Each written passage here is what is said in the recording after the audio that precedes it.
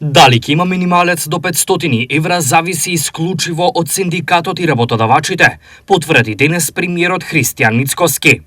Тоа зависи дали тие ќе се договорат со работодавачите за тоа.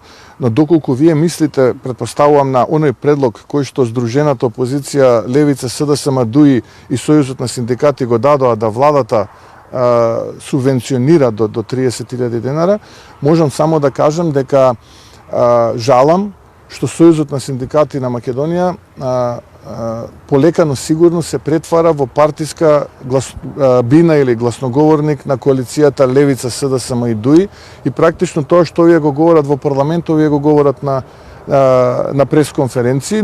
Во моментов економско-социјалниот совет не може да функционира, бидејќи владата треба да предложи 3-члена комисија, која треба да ја утврди репрезентативноста на синдикатот. Кога владата ќе го предложи составот на комисијата? На следна владина седница, во вторник. И околу барањата на синдикалците да се надиваат ли? Не да ја формира, владата предлага 3 члена.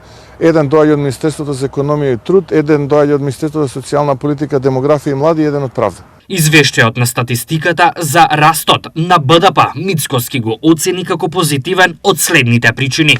За помалку би рекол од 3 квартала ја стабилизиравме состојбата во државата, што беше практично и наша примарна цел, да ја стабилизираме од слободниот пат, а потоа се разбира преку активни политики и домакински политики, честно и добро владење, да успееме да обезбедиме раст на економијата. Во третиот квартал ќе потсетам, таа беше 3%, сега е 3,2%. Очекувам овој тренд да продолжи во првиот квартал од оваа година.